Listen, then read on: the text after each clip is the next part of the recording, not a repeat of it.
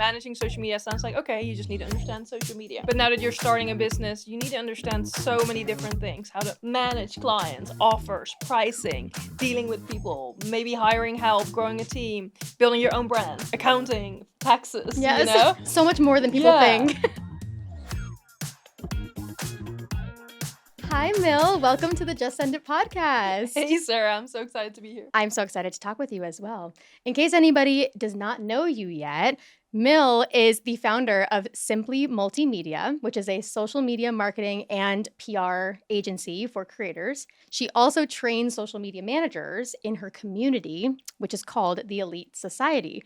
I'm very excited to talk with you because as a social media manager myself, we have a lot in common. And also, it's just fun to talk social media strategy with somebody who does it for a living. So welcome, and I'm so excited to chat. Yeah, no, thank you so much for having me. And likewise, I could talk about social media strategies all day. So this is one of my favorite things to do. Yes, I can't wait. I think it's going to be a really good episode. So first, I really want to get into your story. So when I was looking through your social media a little bit, I saw that you had from Uber Eats driver to $1 million social media marketing agency. Can you walk me through that journey a little bit and how you got to where you are today? Yeah, for sure. So, I mean, I think anyone can tell by my accent that I'm not from here, originally. So I originally came to the US about 11 years ago to play college tennis. And so that journey was all throughout college. And I met my husband in college. So, after college, it was one of those things where I was doing a student visa I had, and I was looking for a job within marketing agency. Mm-hmm. And I actually figured out how hard it was to get a job. And I noticed that, it's not even just me as an immigrant coming here, but in general, it's very tough for people once they graduate to find a job that's actually within their industry and all of that stuff. And so I found myself really struggling to find a position in something I studied for. Mm-hmm. And so I decided, I always had this vision that eventually I would start something of my own. Now, I had no idea that would be like a social media marketing agency. And so instead, I decided, I can start something, make this work while I'm coaching tennis. So that was a skill set I already had and I could monetize. And from there on, I kind of started managing social media for my first clients, and the dream kind of started from there. But of course, I had to support myself, and so I did Uber Eats, driving, which till this day I highly recommend. It was a great way to support myself as a side hustle, and yeah, the rest is kind of history. Yeah, that's amazing to hear a little bit of background because everybody has to start somewhere. So it's Yeah. really cool to hear where you started. Did you have like a moment where you felt like this is what I was meant to do? And that's when you kind of went all in on it? Yeah, that's actually a good question. I think when you're younger, you have so many different things you potentially want to chase, so many different ideas. And I actually, while I was still studying, I did have a student job. So I was selling advertising for my university. And I kind of took that extremely serious compared to people student jobs in general. I was making commission of sales, and I was like, oh my god, this is amazing. I had my own clients. I was cold calling. And so that was kind of a moment for me, like, oh, maybe I can do this. Like, I don't have an ad to sell, but I could manage social media for people. And so I think once I kind of got that up and going, and especially even with my first clients, getting paid for social media, and I'm sure you can relate, it was like, whoa, there's no way, right? It's a dream come true. Someone is paying me to manage social media for them. Yeah, almost feels like one of those like dream jobs that you don't realize it's real until you start to do it, especially like a couple of years ago when it wasn't as popular to do it, Exactly. I'm curious for you, like, because you obviously didn't start in marketing. What did you find was the hardest thing for you in the beginning when it came to like building your own business and going off on your own like that? Yeah, I think, starting a business and being an entrepreneur, so many skills come at you that you didn't know you needed, right? Mm-hmm. Managing social media sounds like, okay, you just need to understand social media. But now that you're starting a business, you need to understand so many different things: how to manage clients, offers, pricing, dealing with people, maybe hiring help, growing a team, building your own brands, accounting, taxes, Yeah, so much more than people think. And all of a sudden you're like, okay, all right, well, I just gotta try and juggle all those things. So I think that was one of the biggest challenges, and I think any entrepreneur, can relate to that. Yeah, I'm curious because I spoke with you the other day, and this is one of the things that you mentioned to me. I'm curious if this is also a challenge that you mentioned that you were an introvert. And so much of your job involves being on camera and talking to people. And did that ever like pose as a challenge, or is that something that you still struggle with today? Yeah, I love that. Yeah, so I think I thought all my life I thought I was an extrovert because like Mm. I love conversation. I love chatting it up with you, right? Like the Hmm. other day and all of that stuff. But then I noticed over time in my life that yes, while I do love that, it's always one on one. When it comes to a group setting, it's a little bit different for me. And I noticed that even when I go to events, because creators do that a lot, travel events, Yeah. working with brands on site. I noticed it costs a lot of energy for me to an extent where I'm like, is it worth it for me to spend that much energy while I could be creating content like behind the camera like we are today? And so I don't think it was a real challenge because so much is behind the screen, but it's more one of those things as you build your own brand where people think you're extroverted, but really, you're an introvert. Yeah, and that's so true. I've met so many creators who say the same thing. They're like, I'm actually introverted, but nobody knows because the Yeah. way that I appear online is how my personality is. It's not like a Yeah. lie, Yeah. but you would think that I'm extroverted, but then when I'm in a big group, I actually feel really uncomfortable. But I think the good thing with anything like social media management or any content creator, business owner, a lot of our life is online anyways. Yeah. So you don't necessarily have to go out, but it is cool that you're able to build like the one-on-one friendships that you feel like is a little bit more you, Right. which there's so much value in that too. Yeah, and then it's kind of like quality over quantity. Kind of similar 100%. with marketing, Yeah. right? Like quality followers or quality. And I think that's the quote unquote scary thing that we don't always realize as creators. Like you're building this audience and or you're only getting 100 likes or 50 likes, but if you see that many people in person it's like whoa, Yeah. and then people start to maybe think they know you a little better than they really do. And so it is definitely comes with those little challenges of um being on the internet, right? Mhm.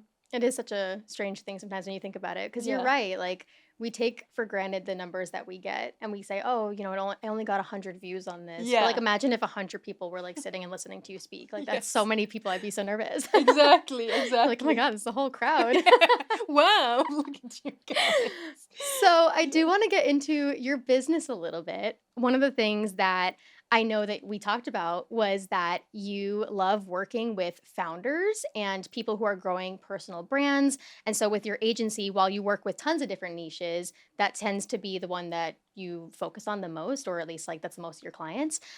Why did you decide to go that direction? Yeah, I think we went that direction especially because I built my brand as a founder, Mm. right? And I remember so clearly in my early days as a social media manager, I hated managing personal brands because Hmm. I practically didn't know how to. I found it really tough pretending to be different people and everyone has a different preference. But now it has turned into something that we actually really love to do because there's such growth potential. And outside of you don't need to be a creator, but even a founder that's building a personal brand is like their biggest asset, right?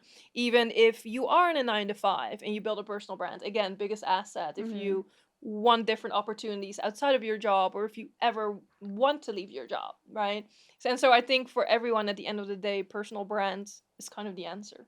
Yeah, I fully agree with you. And also, like, one of the things that I always say is that people relate to people more than they relate to any Yeah. product. So, whether you're the founder of a product business or a service business or whatever, people want to see you. And Yeah. yes, you can grow like a product business without a face to it.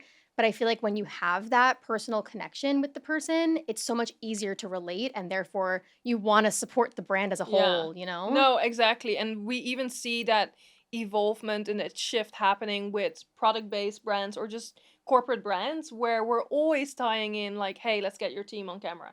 Hey, let's put some faces to the brands because, to your point, that way people can actually connect Hmm. without just building your personal brands. 100%. So, for a founder, because you work with so many of them, who is looking to hire a social media manager, at what point in their journey would you recommend that they actually go ahead and do that? Or, like, when should they continue doing it themselves? You know what I mean? Yeah, no, I think that's a great question. So I actually think it is important to have a stab at it yourself to an extent of like, what is it like being on camera or posting a little here and there.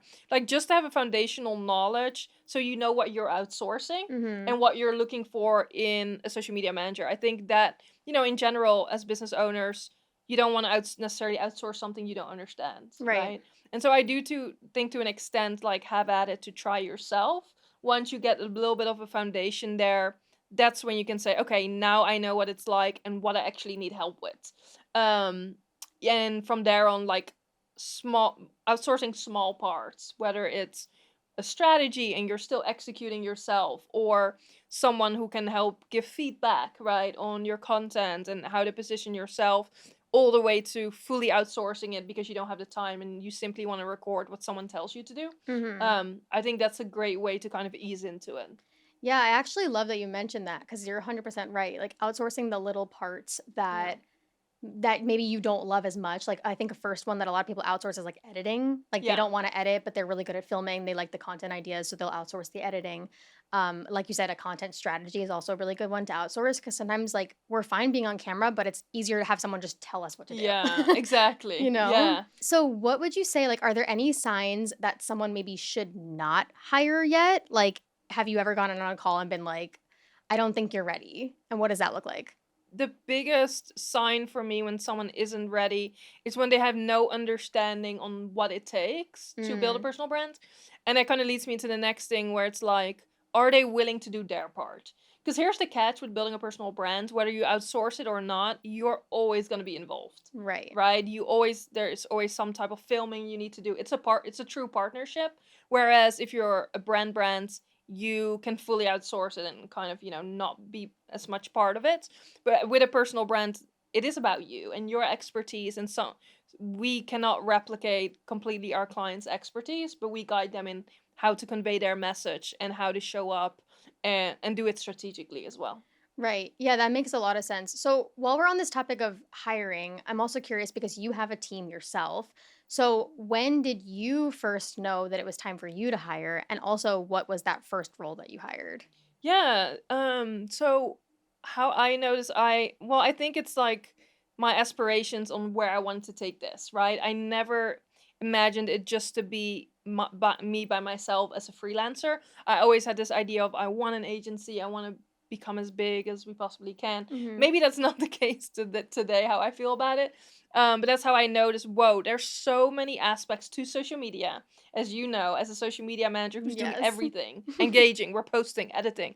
I was like, whoa, whoa, whoa, whoa, to where at some point you're capping with your clients and you realize that you might not be the expert in each area, but to really have a focus point on, let's say, I oversee strategy, but I do need some help with someone engaging in the account. Hmm. And that's when I first started hiring. Initially, I would just hire other social media managers. To be honest, that was a mistake because I really needed operational support. And Hmm. so then I kind of backed up and said, okay, let's get a virtual assistant in first. Let's get a business strategist who can implement systems and processes so that we can actually hire a team and be able to run smoothly. Yeah, I think that's something that people really underestimate is because like some people will get a bunch of clients really fast and they think that they need the doers, like you said, Yeah. the social media managers, when really they need someone to like establish the systems in place before everybody even knows what to do. Yeah, exactly. Because usually what happens, what I see with my mentees in Elite, Hmm. is they will get busy, they will hire other social media managers, and they fire quickly because it doesn't work out. Yes. And my question is always, well, how did you set them up for success? Like, what were they supposed to do? What was the SOP? What was the process? And what is the type of training and feedback you're providing? Because a lot of people think, hey, I'm gonna hand this over, I'm stepping back, good luck, right? Right. And to where it's like they need feedback loops, and in the beginning it costs more time than you want it to, but eventually that will get people in a place where they are fully integrated. And I've obviously made the same mistakes too. Yeah, and I feel the same way because I've also made the same mistakes where it's like, especially because if this is a brand new thing to you, a lot of times you don't have someone like you to advise a brand new social media manager. Like, Yeah. I didn't have someone like you to do that. I know you do that for other social media managers now, but it's like in my beginnings, I did the same thing. Eventually set up SOPs, but at Yeah. first, I didn't even know what that was. Like, I Same. was like, "What is I don't know what that is." Yeah. So, I didn't have anything set up. I didn't have systems set up. And then I would hire people, and I wouldn't give them the proper feedback. Yeah. In fact, my perfectionist self would, like, redo it for them, and I'm like, it's fine." Exactly. But it's not Exactly. fine Yeah. because you're not establishing the feedback that they need. Yeah. You're being a toxic manager, to be honest. Let's be Yeah. so real if you're not getting feedback. Yeah. So, there was a lot that I made mistakes on. I 100% agree with your point. I think it Yeah. makes a lot of sense. Yeah, exactly. And I think that goes back to the very first question on challenges as you're starting a business. There are skills you didn't know you needed outside of just managing social media, managing a team, showing up as a better leader, managing clients. It's a lot, you know. Mhm. Yeah, but you just grow over time and continue to get better. Yeah, Yeah. for sure. So, one of the things too, like on this same topic, like I said, I'm very type A. And so Yeah. it's very hard for me to outsource because a lot of times, like I said, I tend to want to do everything. I'm Yeah. like, I can do it perfectly. So I'm going to Yeah. keep doing it. But then you get stuck in this hole. So for a founder or a creator who's watching this that might be thinking, I can do it all, like, I'm fine, whatever, but they Yeah. know they need to. Yeah. How would you advise them to get over that type of mindset shift when it comes to hiring? Yeah, I think the mindset shift comes from either you reset your goals on how much you can take on, the capacity that one person has, or you need to set yourself up in a way where you can, again, you can only take on so much. And if you want to continue to grow, you need to have the patience with someone else. Right. And I think we talked about this where, yes, you can do things better, but if there's no bandwidth for you, someone else is going to do it better because they do have the time. Even till this day, I struggle with that. I sometimes also like to jump in, do it quickly because I can, but then I have to pull myself back and remind myself, no, I'm not helping anyone by doing it Mhm. for them. Instead, let them go through the process and eventually they will get it right on as well. Yeah, I think that's great advice. So thank you for sharing that. I want to get into your social media and a little bit into social media strategy, but first I want to talk about monetization. Because obviously your biggest revenue streams, at least from my assumption, would be your agency and Yeah. your membership as well. So you were running your agency for a while before you started your membership. What made you want to go into a membership model specifically? Yeah, so I think the membership model comes from similarly to working with agency clients, there's the retainer model, right? Hmm. And that's kind of what I wanted to mimic in terms of supporting other social media managers. Of course, you've built this audience and this brand, and I've had other memberships in the past too that I would create and pull people together and stuff. And so I think it's a great way to make it accessible for other people to get resources. And at the same time, it's safe to have recurring revenue for myself. And it's also in a way where I compare it to people that are in a job or in a 9 to 5 and build their personal brand, where maybe I don't want to forever run an agency, right? Hmm. Maybe I want to go all in on coaching one day and just giving me options. And I think that's the biggest thing. While at the same time, I want to provide this level of support and coaching while I'm doing it, and not Yeah. be a coach who simply coaches. Yeah, that makes a lot of sense. And I think just in general, creators diversifying their income streams. I know that's like a Yeah. hot topic, but it's very smart to do. So obviously we know that a lot of creators will have multiple things. Like they'll do a membership, but they'll also have digital products or a evergreen course that's like just available to purchase. I know you also do brand deals with YouTube and things like that. What avenue would you say, like for maybe a creator that's just kind of getting started, what avenue would you say is the best way to monetize in the beginning? Yeah, I think in the beginning, the best way to probably monetize will be UGC.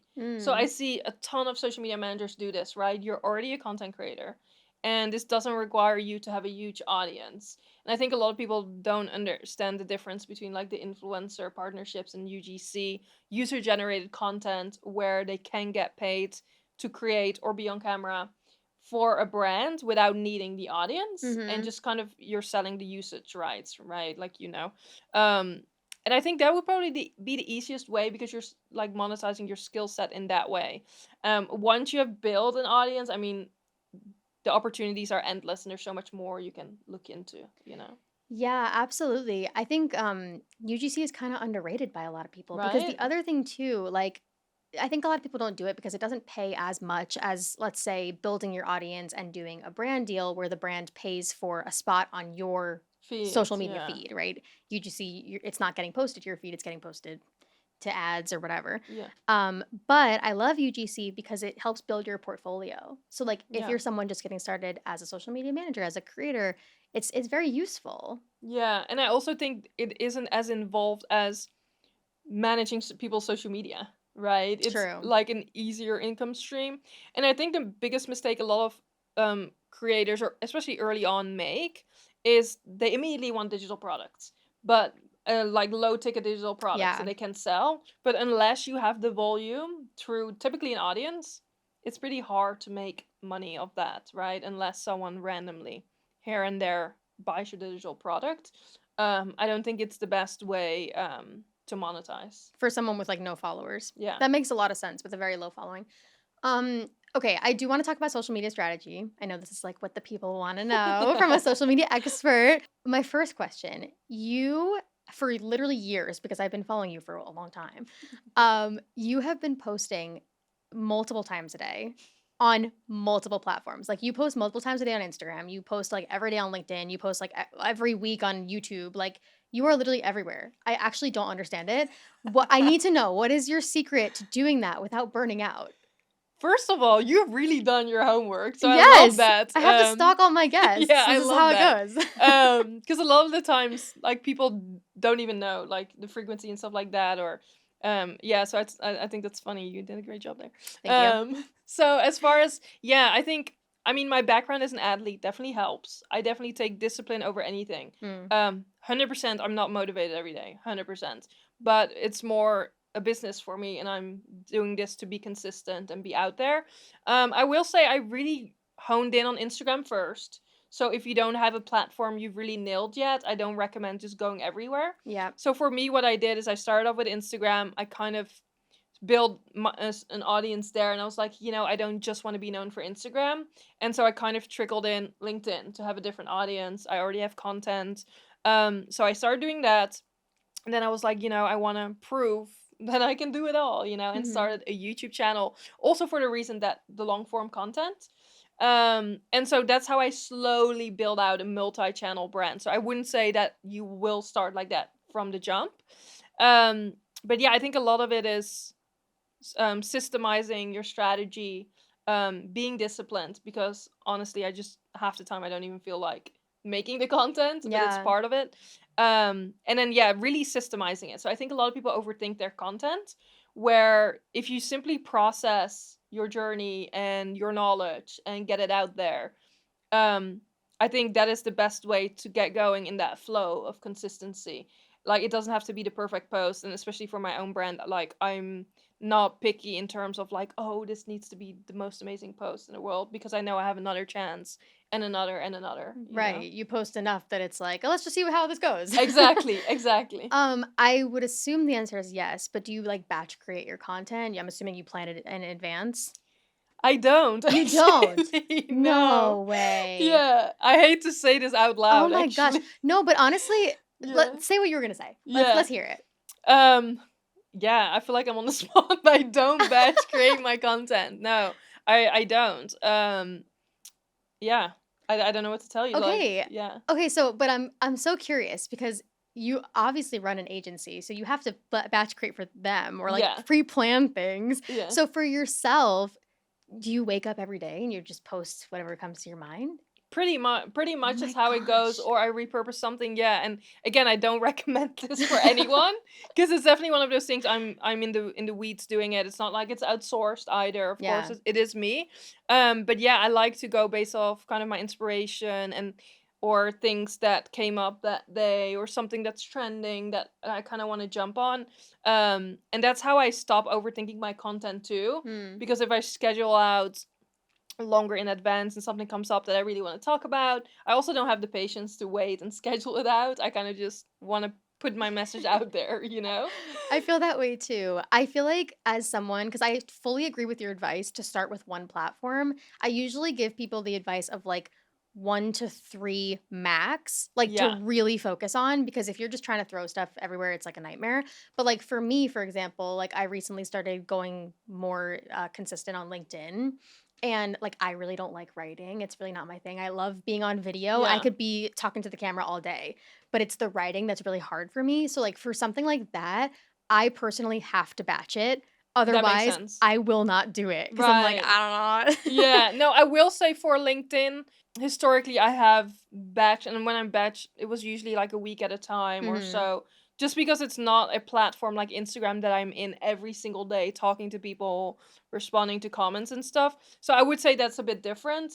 Now, with YouTube, obviously that's not in the moment, right? It needs to be edited. So there's a system there, and I try to batch as much as I can, but work and life happens. So the most I've done is like maybe 3, 4 videos, ahead of time. Well, YouTube's also, like, long form, so I Yeah. personally, because I film YouTube videos literally as my job, this is Yeah. quite literally my job, I can't film more than, like, 2 videos in a day because otherwise I start Yeah. to get really tired. I'm like, "Okay, I need to do other stuff." For sure, for sure, and then it's also like you get a bit flat and people can I tell. lose my Yeah. spark. Yeah. Yeah, I need to be You lose your refreshed, you know what spark. I'm saying? Yeah, exactly. So, I wanna go back to Instagram really quick because I also noticed that a lot of what you post is text-based, like, you do a lot of, like, the little, like, tweet graphics type Yeah. thing, and I feel like that's a really good strategy just because it's pretty easy to just whip out a thought and put it on the screen. So I guess what is your strategy with that? And also, do you find that it works for other clients as well? Is this, like, text-based content? Yeah, so that's spot on. Yeah, so it is definitely strategic. I'm doing it because it's top of funnel for me. Mhm. So historically, that has performed really well.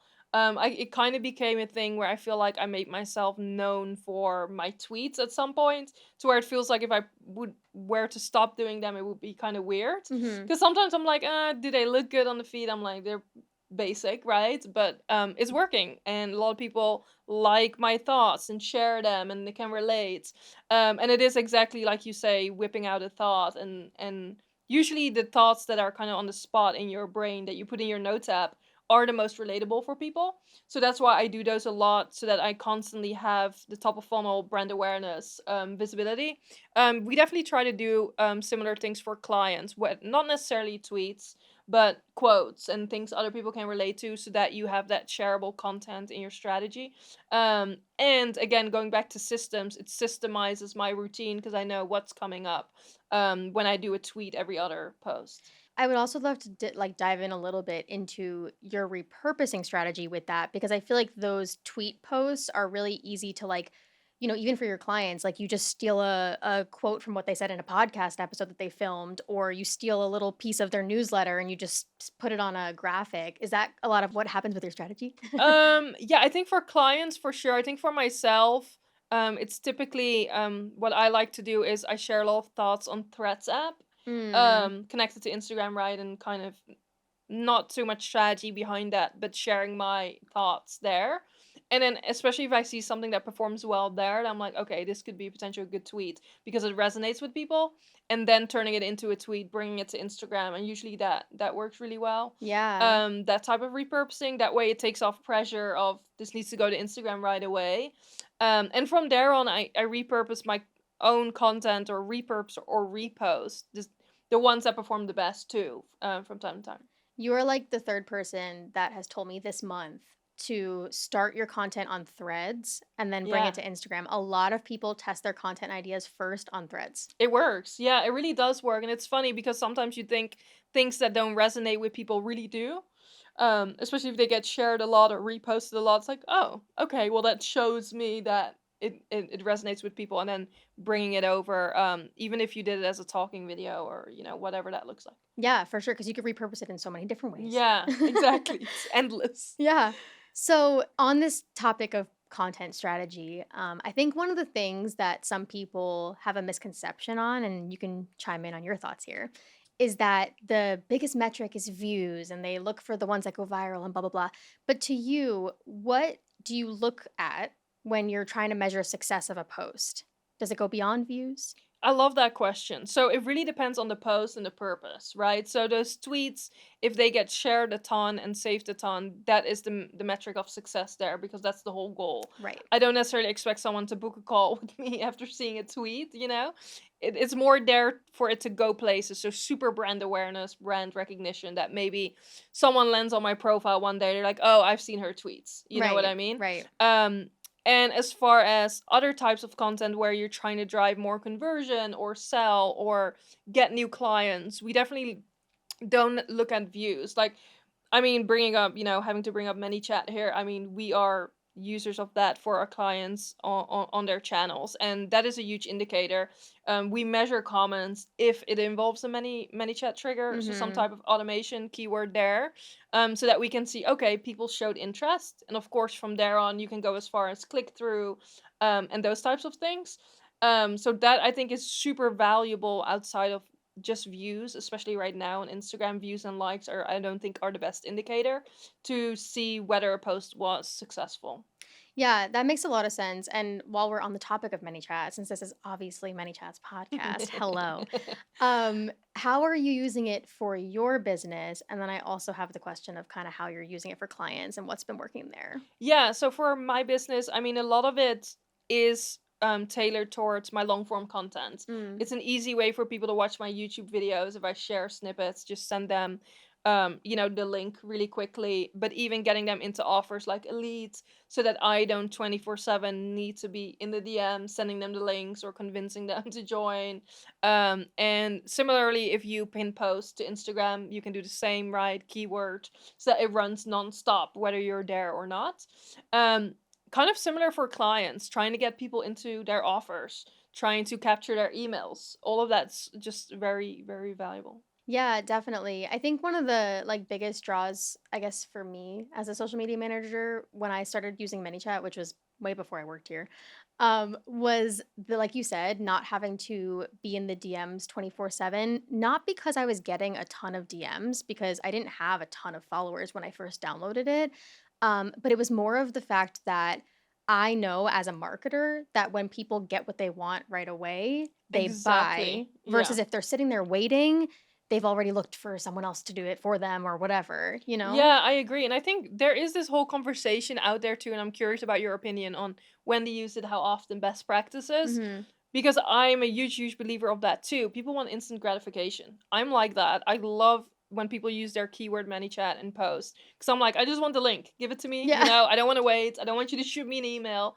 And so I definitely agree. It's the convenience. Yeah. But I know there's a lot of sides to it where people still want connection, but I just think you need to use it in a way where it wasn't built for connection. It was Yep. built for convenience, getting people links and into offers. Connection is built through other types of content. Yeah, like we still want everybody to be obviously like in your DMs and speaking to people. Like you don't want to automate 24/7 because Yeah. then, you're not a person anymore at that point. Right. Which we don't want to look like that. But to your point, like what you were asking before, me as a creator, like I don't necessarily like to use ManyChat on every post. Yeah. I'll use it like on every couple. This way it's not too much automation, but it's enough where when I actually want to bring people to a YouTube video or sell some offer or whatever, it's there, it's easy, it's convenient. Exactly. Yeah, and I think everything in life, is about balance at the end of the day. Um, so yeah, no, I'm 100% behind that. And then for somebody who's watching who maybe hasn't tried any sort of automation before, is there something that you would recommend that they like start with a certain type of flow to kind of get them in the door? Yeah, I think keeping it simple is my best advice. To be honest, we try to keep it as simple as possible. Exactly to that point of the automation versus human. Because I think you can tell when it's not used the right way. Mhm. And then, yes, it becomes like a dumpster fire. You know what I mean? And so I think keep it simple, get people where they need to go, send them to the right links, or just capture an email. You don't have to overcomplicate it. You don't need super complicated flows and things like that starting out for it to do its job. I think that is my biggest advice. Yeah. I definitely agree. I think keeping it simple is always the best because I we don't want people to ever feel like super overwhelmed by it. And I know Yeah. with a ton of tools, like there is that feeling of overwhelm. Like when you start to grow a business and you're like, okay, I know I need to do this thing, but it can feel kind of scary. Yeah. I feel like trying to just like use things the simplest way possible for me, that's the best way to get like your foot in the door with anything. Exactly. And I think also on the user experience, that's what I like too. Like, I'm I just want the link to whatever you're gonna send. I don't need you to start now DMing me an automated every day until I go into, your funnel or buy from you. So I think yeah, the answer to a lot of things is always like keep it simple. Yeah. So speaking on this, like, I don't know, just like the new technology of the world. I'm very curious to hear your like thoughts on AI. I know this is like very, cliche, but it's true. Like there are AI content creators coming out. We're using AI in our workflows. So my first question is, how are you using AI in your workflow, if at all? Yeah, I'm very pro AI in terms of speeding up our workflow, our production, making us more efficient and productive as a team, Mm-hmm. without it replacing the human. Because I genuinely believe AI is only as good as the human behind it. I was recently speaking to someone who uses AI for everything so that they can show up on social media without having the expertise. And that's fine, it will give you basic enough output to actually do the thing, but at the end of the day, it's only as good as someone who can evaluate it, who has the expertise to say this or Right. that.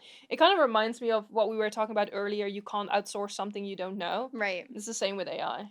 Right. Yeah, I feel like for me, like I like AI as a partner, not as a replacement for Right. probably 99% of things because at the end of the day, kind of like you were saying, it's best to have the human touch still if you are a personal brand or really any brand, but definitely a personal Yeah. brand. Like you don't want the AI to come up with every single idea and write every single piece of copy because then it's no longer you at all. And that's, we can tell. Yeah, and people want the imperfect stuff, Like I love seeing a good typo. I definitely have typos all throughout my content. I'm like, you know what? Proves it's not AI. Let's pretend it was on Yeah. purpose.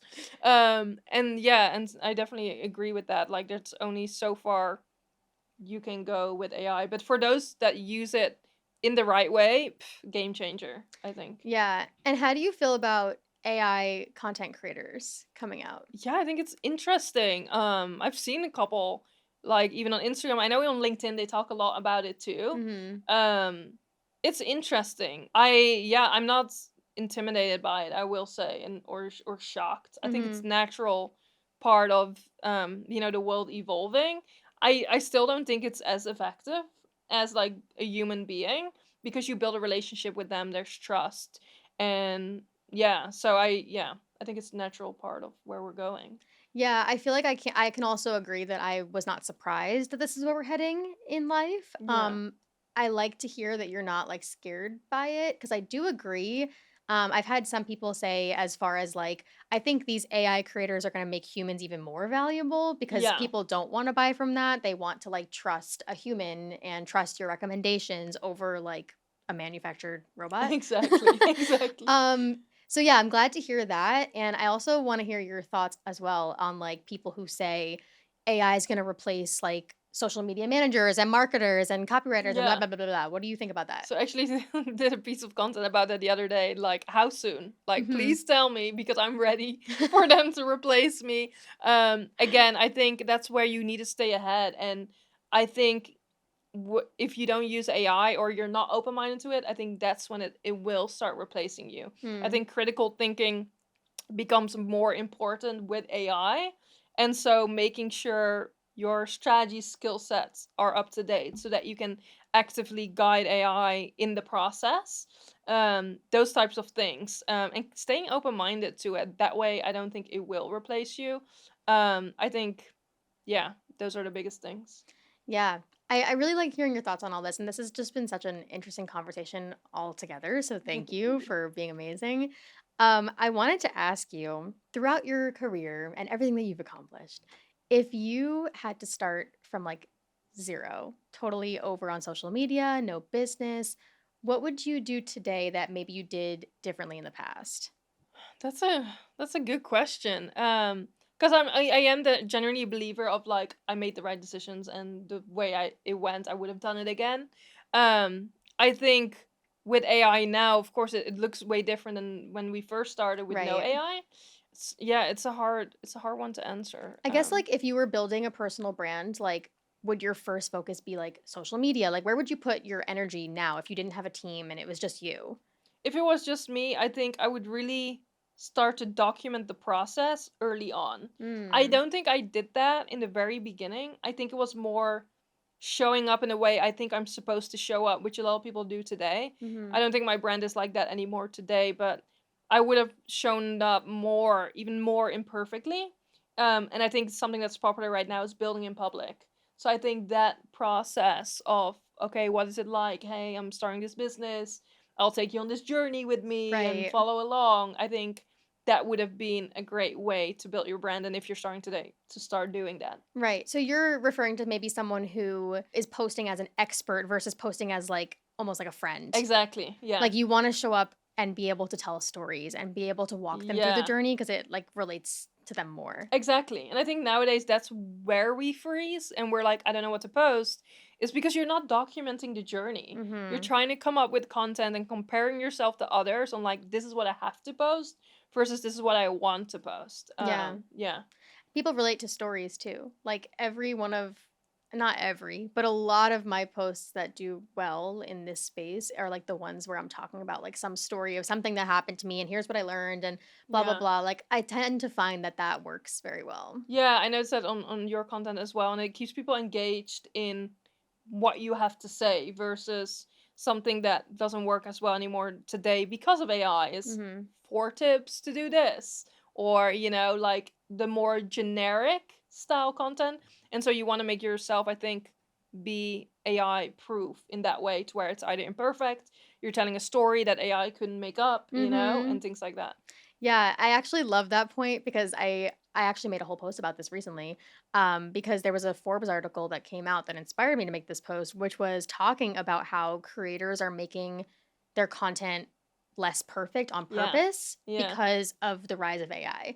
And so AI is making everything look super perfect. So if I, as a creator, make myself less perfect and show the more authentic human side of myself, I'm actually going to do better. Exactly, and I think that's the whole trust recession that we're in right now, Yep. where we don't know, was this piece of content AI? Is it not? I notice that myself all the time. I'm like, oh my god, that's so funny and cute, and like, oh, it was not real. Like, that reel where the No. ducks are on the trampoline, like Yeah, I've stuff. seen Like, bunnies on the trampoline. exactly that one. I've seen so many things on a trampoline. Yeah, and so many animals that are like living like humans. I hate when it's like a thing where I don't even notice until I open the comments and then I'm like, Yeah, "Oh me too. no." I'm like, "I And got so now caught." the automatic reaction is like, this is AI, so it's whatever. It's not real. Right. It's not real. But yeah, exactly. We do the same with our marketing. Make it imperfect. Show your pores on camera. Nothing has to be perfect. Please don't be perfect. Mess up, and I think we see that too with the whole storytelling. You don't need the perfect clip. You can mess up. You can have ums here and there, like to show that it's real and human, and that's what people crave, I think, for sure. 100%. All right, and my last thing for you, if you had to give advice to somebody who really wants to grow their social media this year, what's like the first thing that they should focus on? I don't want to say just do it, but I would want to say stop caring about what people think in the process. Mm. It's the biggest thing that's holding us back, that we care so much about what other people think as we're putting ourselves out there. But the reality is we all care about ourselves at the end of the day. And so just put yourself out there. It's going to pay off when you do it for the long run. And I think every person with a personal brand will say this. It's something you won't regret. It opens so many doors. So yeah, just having at it imperfectly. Yeah. And don't care what people think. And if someone has something to say, they're not your real friend. Right. And If they block don't like them. your post, it's a reflection of them, not you. Yeah, they're just Yeah. jealous. Yeah. Exactly. This has been such a great conversation. Seriously, Yes. thank you for sharing so much expertise and wisdom with Yeah. our viewers. If you wouldn't mind, can you share where we can find you? Yes, you can find me on Instagram, shockingly, as well as YouTube. Those are my main channels. At Milou Pietersz with a Z at the end. Where yeah, hopefully you don't get sick of me over there. No, you will. No one will ever. And also, her stuff will all be in the description of this YouTube video so that you can find it there. I love it. All right. Thank you so much. And tune in for the next episode. That was really awkward. All right. Tune in for the next episode. Imperfect. You know what I mean? Exactly. All right. Bye. Oh my god, that was good. I think we're looking fabulous. Look at us. We're looking great. I feel like we're matching too. We are. We look so, like, coordinated. We I got know. the blue jeans I know, the also. blue jeans, same And color. flats. Shoot! Imagine I had the beige ones too. We're doing really good. I Oh, feel like a so little silly. delusional today. I A little know. silly.